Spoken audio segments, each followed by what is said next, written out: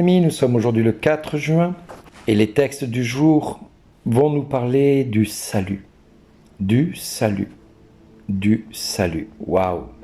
Quelle belle perspective que l'Église nous propose en ce jour béni. Le salut, pas n'importe comment, pas dans n'importe quelle condition. Et j'ai envie de vous dire, si vous ne connaissez pas ce passage de l'Évangile, eh bien, ça veut dire que vous avez vraiment besoin de vous nourrir de cette parole de Dieu. Parce que l'Évangile de ce jour, en Jean chapitre 3, versets 16 à 18, voici ce que Dieu nous déclare en la personne de Jésus. Dieu a tellement aimé le monde qu'il a donné son Fils unique afin que quiconque croit en lui ne se perde pas, mais obtienne la vie éternelle. Car Dieu a envoyé son Fils dans le monde, non pas pour juger le monde, mais pour que le monde par lui soit sauvé. Celui qui croit en lui échappe au jugement. Celui qui ne croit pas est déjà jugé, du fait qu'il n'a pas cru au nom du Fils unique de Dieu. Suivant les traductions, il est important de reprendre chaque verset. Dieu a tant aimé le monde qu'il a donné son Fils unique afin que quiconque croit en lui ne se perde pas, mais ait la vie éternelle. Car Dieu n'a pas envoyé son Fils dans le monde pour juger le monde, mais pour que le monde soit sauvé par lui. Celui qui croit en lui échappe au jugement. Celui qui ne croit pas est déjà jugé, du fait qu'il n'a pas cru au nom du Fils unique de Dieu.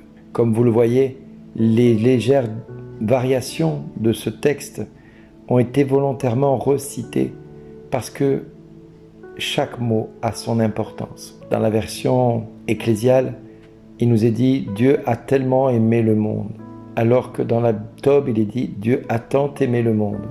A tant aimé le monde. Le mot « tant » a un poids plus important que « tellement ». Ça veut dire, vous savez, c'est quelque chose un peu galvaudé, je trouve, ce mot « tellement ». Dire, il n'a pas pu faire autrement. Non, là, c'est pas ça. Dieu a tant aimé le monde. Il n'a pas pu faire autrement, c'est vraiment une certitude.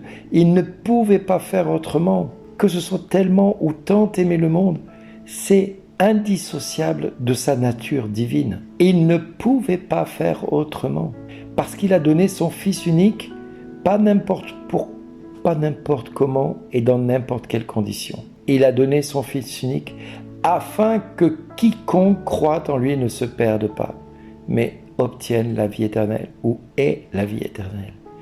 Afin que quiconque. Et là, le mot quiconque est très important. Parce que devant Dieu, nous sommes tous des quiconques. Il n'y a pas marqué telle personne qui a fait ceci de grand pour Dieu, qui a servi Dieu de manière grandiose, qui a servi ceci ou qui a fait cela. Non, il n'est pas une question d'œuvre. Il est une question d'appartenance. Quiconque. Nous sommes tous des quiconques devant Dieu. Nous sommes tous reliés à ce mot quiconque. Parce que ce quiconque est appelé à croire en lui, pour ne pas se perdre. Et Dieu a envoyé son Fils dans le monde, non pas pour juger le monde. Détrompons-nous quand nous pensons que le jugement de Dieu vient par Jésus. Non, le jugement vient par le Père et non par le Fils, parce que le jugement du Fils est miséricorde, il est lent à la colère et plein d'amour. Mais le jugement de Dieu vient par le Père, car Dieu a envoyé son Fils dans le monde, non pas pour juger le monde, mais pour que par lui, le monde soit sauvé. Vous voyez, la volonté du Père, c'est d'apporter au monde le salut et pas la condamnation. Celui qui croit en lui échappe au jugement. Celui qui croit au Fils de Dieu échappe au jugement. Parce que le jugement de Dieu est miséricorde, je vous le redis. Mais celui qui ne croit pas est déjà jugé. C'est-à-dire qu'il ne peut pas croire en la miséricorde, donc il se prive de la miséricorde de Dieu tout seul.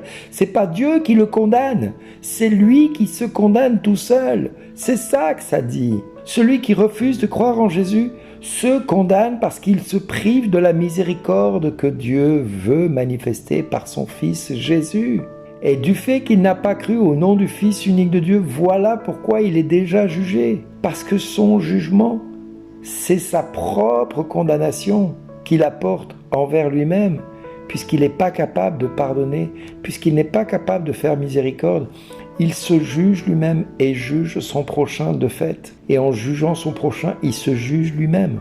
Donc vous voyez que l'amour de Dieu le Père est incommensurable et nous avons tout intérêt à nous considérer comme des quiconques pour accéder à la vie éternelle, pour ne pas se perdre. Soyons des quiconques devant la face de Dieu, mettons-nous à croire et nous pourrons comprendre encore mieux le texte qui précède, qui nous dit d'être dans la joie et de chercher la perfection, de s'encourager mutuellement, d'être toujours d'accord entre nous et de vivre en paix, parce que le Dieu d'amour et de paix sera toujours avec chacun de nous, de se saluer d'un saint baiser les uns envers les autres.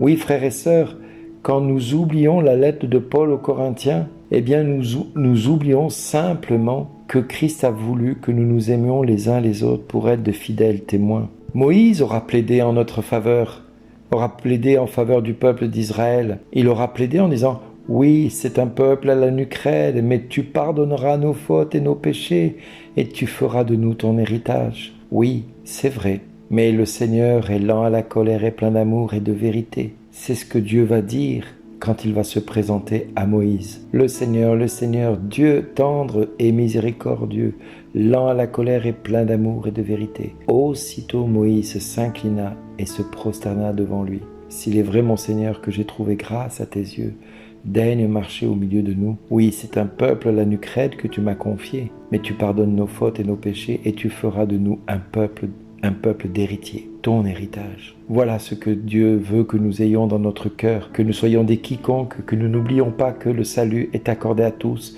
sans exception, et que nous ayons la nuque raide ou que nous ayons le péché devant nos yeux. Christ veut que nous soyons des témoins fidèles de son amour, et cela tous les jours de notre vie, dans tous les instants de notre vie. Alors nous pourrons dire le cantique de Daniel: béni sois-tu Seigneur, béni soit ton nom très saint, béni soit ton temple saint, béni sois-tu dans ton trône, béni toi qui sondes, toi qui sièges au-dessus des chérubins, béni sois-tu au firmament dans le ciel, etc., etc.